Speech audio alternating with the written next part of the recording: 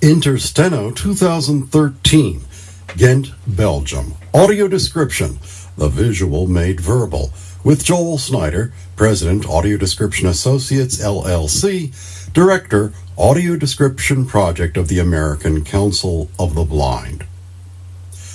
What better way to begin our work together than with description of a visual image? The Fan by John McPherson. On a stage, at left, a woman in a flowing gown, her hands clasped in front of her, stands before a kneeling man in a doublet and feathered cap. He croons, "Why does thy heart turn away from mine?" At right, a man at a microphone speaks. Basically, the guy with the goofy hat is ticked because this babe has been running around with the dude in the black tights. The caption reads, "Many opera companies now provide interpreters for the culturally impaired." Audio description, or AD, was first developed in the United States. It was the subject of a master's thesis in San Francisco, California in the 1970s by the late Gregory Fraser. Mr. Fraser was the first to work out the concepts behind the act and the art of audio description. In 1980, a theater in Washington, D.C., Arena Stage, assembled a group of people to provide advice on accessibility issues. Among the committee members was Dr. Margaret Fansteel, then Dr. Margaret Rockwell. Dr. Fansteel founded the Metropolitan Washington Ear, a closed-circuit radio reading service for people who are blind or for those who don't otherwise have access to print. From there, the Washington Ear's audio description program was developed. I was already a volunteer reader at the Ear and a professional voice talent, actor, and English teacher, and I became one of the first audio describers in the Ear's program, the world's first ongoing audio description service. So for over 30 years, I've been working with audio description, or AD. But what is this access technique? It's a kind of literary art form. It's a type of poetry, a haiku. It provides a verbal version of the visual. The visual is made verbal and oral, using words that are succinct, vivid, and imaginative. We convey the visual image that is not fully accessible to a segment of the population. The American Foundation for the Blind notes that over 21 million Americans are either blind or have trouble seeing, even with correction. And describers also help the rest of us. The rest of us sighted folks who see but may not fully realize what we see. We see, but we do not observe. It's useful for anyone who wants to truly notice and appreciate a more full perspective on any visual event, but it is especially helpful as an access tool for people who are blind or have low vision.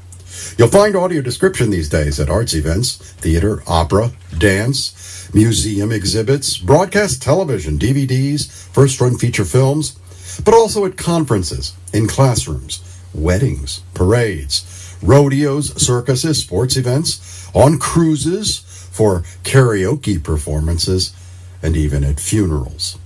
But let me help you see what description is all about by asking you, figuratively, to close your eyes. What you'll experience next is the original soundtrack of an excerpt from a major motion picture, The Color of Paradise.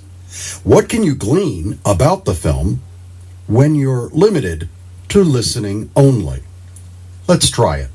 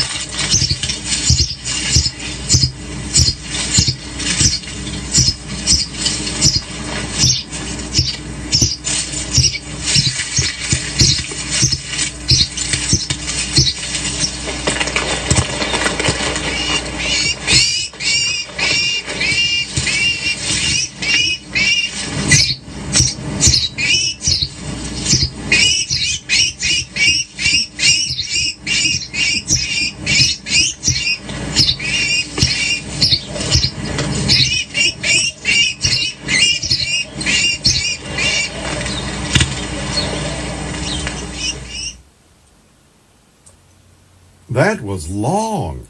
What's that about? What was going on? Hard to tell, eh? So let's experience the same excerpt again. You're all still blind.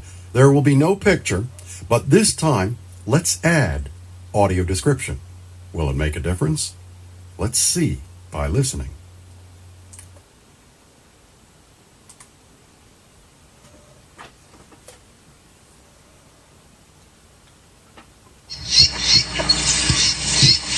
Muhammad kneels and taps his hands through the thick ground cover of brown, curled leaves. A scrawny nestling struggles on the ground near Muhammad's hand. His palm hovers above the baby bird. He lays his hand lightly over the tiny creature. Smiling, Muhammad curls his fingers around the chick and scoops it into his hands. He stands and strokes its nearly featherless head with a fingertip. Muhammad starts as the bird nips his finger. He taps his finger on the chick's gaping beak. He tilts his head back, then drops it forward. Muhammad tips the chick into his front shirt pocket. Wrapping his legs and arms around a tree trunk, Muhammad climbs.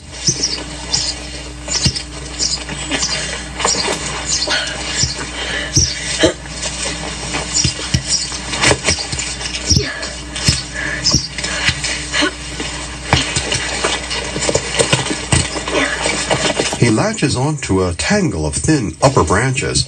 His legs flail for a foothold. Muhammad stretches an arm between a fork in the trunk of the tree and wedges in his head and shoulder. His shoes slip on the rough bark.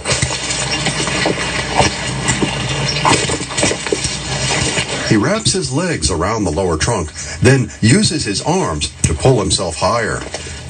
He rises into thicker foliage and holds onto tangles of smaller branches. Gaining his footing, Muhammad stands upright and cocks his head to one side. An adult bird flies from a nearby branch. Muhammad extends his open hand. He touches a branch and runs his fingers over wide green leaves. He pats his hand down the length of the branch. His fingers trace the smooth bark of the upper branches, search the network of connecting tree limbs, and discover their joints. Above his head, Muhammad's fingers find a dense mass of woven twigs, a bird's nest. Smiling, he removes the chick from his shirt pocket and drops it gently into the nest beside another fledgling. He rubs the top of the chick's head with his index finger. Muhammad wiggles his finger like a worm and taps the chick's open beak. Smiling, he slowly lowers his hand. A bit more clear, yes? But just from having listened closely to the description of Muhammad and his interaction with the tree, what can you tell me about him? Remember, the character would have been described much earlier in the film. I suspect that some of you will be surprised after watching the excerpt with the video for only about 10 or 15 seconds. And as you do, please consider the words used and why, the images that were chosen for description. Would you have singled out others?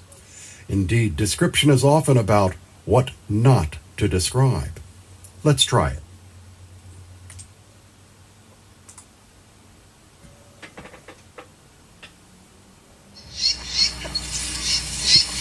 Muhammad kneels and taps his hands through the thick ground cover of brown, curled leaves. A scrawny nestling struggles on the ground near Muhammad's hand. His palm hovers above the baby bird. He lays his hand lightly over the tiny creature. Smiling, Muhammad curls his fingers around the chick and scoops it into his hands. He stands and strokes its nearly featherless head with a fingertip. Muhammad starts as the bird nips his finger. He taps his finger on the chick's gaping beak. He tilts his head back, then drops it forward. Muhammad tips the chick into his front shirt pocket. Wrapping his legs and arms around a tree trunk, Muhammad climbs.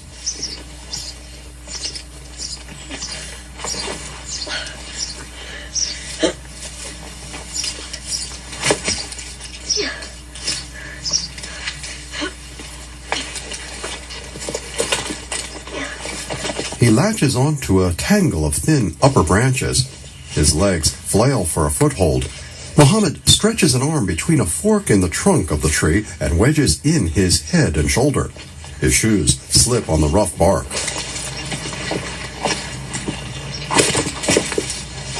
He wraps his legs around the lower trunk, then uses his arms to pull himself higher. He rises into thicker foliage and holds onto tangles of smaller branches. Gaining his footing, Mohammed stands upright and cocks his head to one side. An adult bird flies from a nearby branch. Mohammed extends his open hand. He touches a branch and runs his fingers over wide green leaves. He pats his hand down the length of the branch. His fingers trace the smooth bark of the upper branches, search the network of connecting tree limbs, and discover their joints. Above his head, Mohammed's fingers find a dense mass of woven twigs, a bird's nest. Smiling, he removes the chick from his shirt pocket and drops it gently into the nest beside another fledgling. He rubs the top of the chick's head with his index finger. Mohammed wiggles his finger like a worm and taps the chick's open beak. Smiling, he slowly lowers his hand.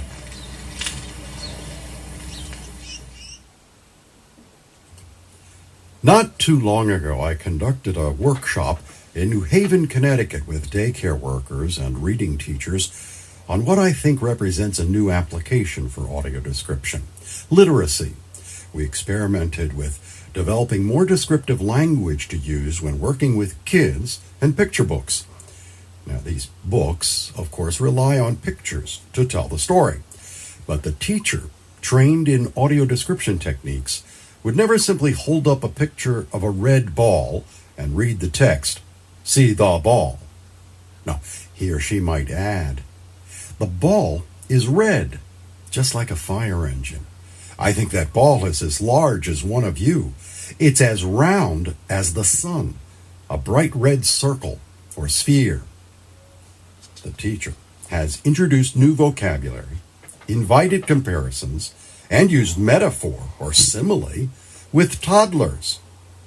So by using audio description, you make these books accessible to children who have low vision or are blind, and you help develop more sophisticated language skills for all kids. A picture is worth 1,000 words? Maybe. But the audio describer might say that a few well-chosen words can conjure vivid and lasting images. Indeed, I was quite pleased to provide description for the first time for Sesame Street here in the United States. We were quite heartened by a particular letter we received from a blind parent of sighted children who for the first time could follow along with her kids the antics of Elmo, Bert, Ernie, all the other denizens of Sesame Street. We also provided description for the Spanish version of Sesame Street, Plaza Sesamo, and we also added descriptions to Sesame Street's commercial DVDs. Here's a clip.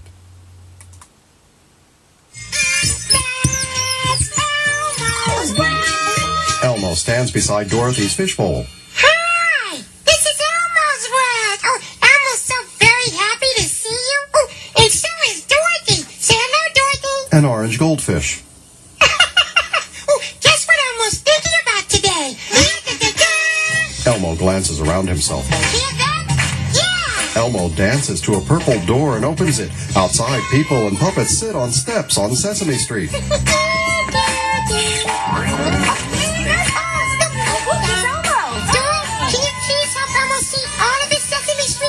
The doorway stretches wide. Oh, thank you. The people and puppets wave at Elmo. Elmo turns around. Oh, Sesame Street. Oscar pops up. Get lost.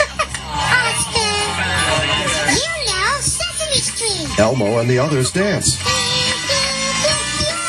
Now a bird puppet flies over Sesame Street. Alan dances with a broom. A man in ballet tights jumps up and down with letters. People and puppets bounce. Cartoon baby dragons appear. A man dressed in a big letter M dances on a beach. A bat puppet follows the count. Maria kisses Luis on the cheek. A blonde woman plays piano. A cartoon orange wears sunglasses. Grover the waiter drops dishes. Big Bird plays with children. Rosita dances with sheep puppets. A boy wears a red mask and yellow cape. Alpha Boy. Bird struts. Cartoon men dance. A bearded man dances with a cane. A woman plays guitar. Ernie holds a banana in his ear. Telly does an Egyptian dance. A woman claps while puppets sway. Zoe dances with a boy and girl. A man sits at a piano and squeezes a rubber ducky. A man plays an electric guitar. Gordon waves from a window. Cookie Monster hugs a doll. Now Dorothy swims by a small green lamppost in her bowl. A sign, Sesame Street. Look, Dorothy's been thinking about Sesame Street, too.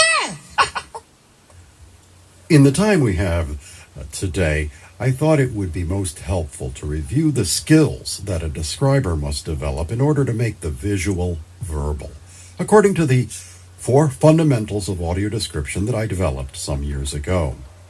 I recall being simply amazed when I first encountered Sir Arthur Conan Doyle's brilliant detective, Sherlock Holmes. Brilliant and incredibly observant. In developing audio description for television, a video, for theater, or for a museum, in any context, I keep in mind 4 fundamentals. I emphasize 4 elements, the first of which is all about the skill that Sherlock Holmes honed. Observation. The great philosopher Yogi Berra said it best. You can see a lot just by looking. An effective describer must increase his level of awareness and become an active seer. Develop his visual literacy. Notice the visual world with a heightened sense of acuity and share those images. Miss Helen Keller saw clearly that those who have never suffered impairment of sight or hearing seldom make the fullest use of these blessed faculties. Their eyes and ears take in all sights and sounds hazily, without concentration, and with little appreciation. Test your visual acuity by observing the following video excerpt.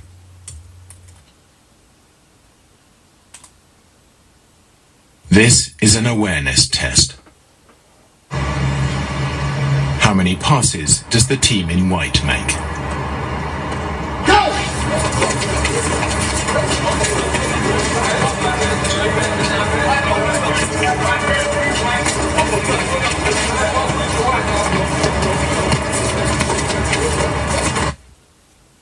The answer is 13. But did you see the moonwalking bear?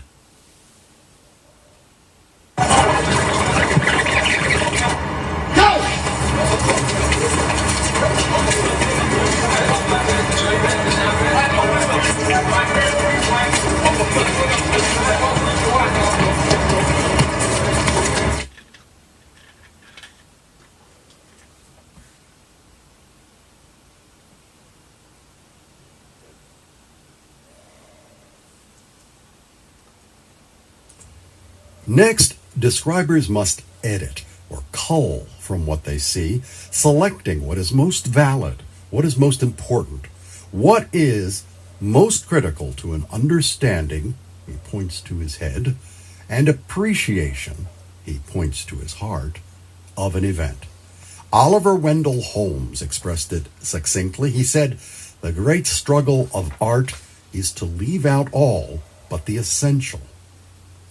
Thirdly, language. We transfer it all to words.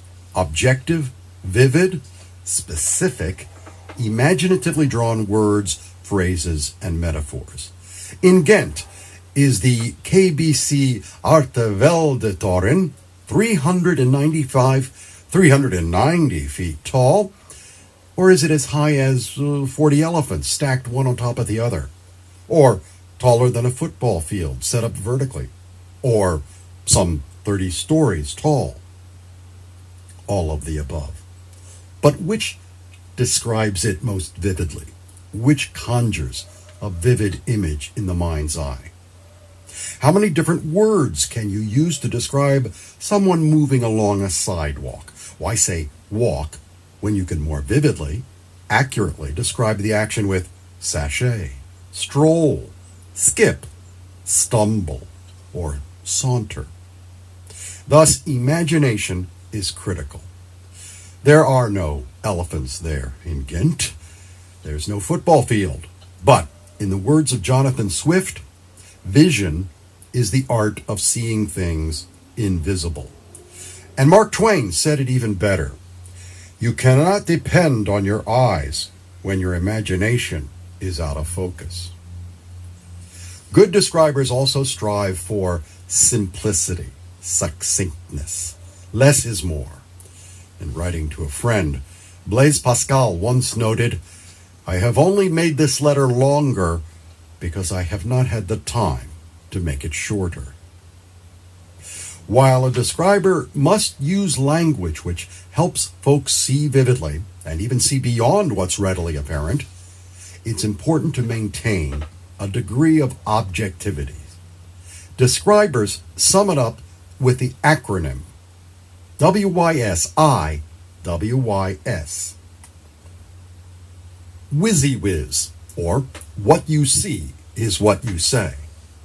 The best audio describer is sometimes referred to as a verbal camera lens, objectively recording and recounting the visual aspects of an exhibition. Qualitative judgments get in the way. They constitute a subjective interpretation on the part of the describer and are unnecessary and unwanted. Now, let listeners conjure their own interpretations based on a commentary that is as objective as possible. So you don't say, oh, he's furious, or she is upset. Rather, he's clenching his fist, or she is crying. The idea is to let the audience make their own judgments. Perhaps their eyes don't work so well, but their brains and their interpretive skills are intact. And because the image is created in the minds of our constituents, we try to avoid labeling with overly subjective interpretations. Again, let our visitors conjure their own images and interpretations as free as possible from the influence of coloring. There is no specific objective thing. Indeed, Anais Nin reminds us that we don't see things as they are. We see things as we are. And finally, vocal skills. In addition to building a verbal capability, the describer develops the vocal instrument through work with speech and oral interpretation fundamentals. Our voices must always be consonant with the event or image we're describing. And of course, we make meaning with our voices. Try this exercise. Say the following sentence aloud. Woman without her man is a savage. Woman without her man is a savage. Let's try one more. Say the following aloud simply so that it makes sense. That is that is not. How about that is, that is not, is not. Thank you all.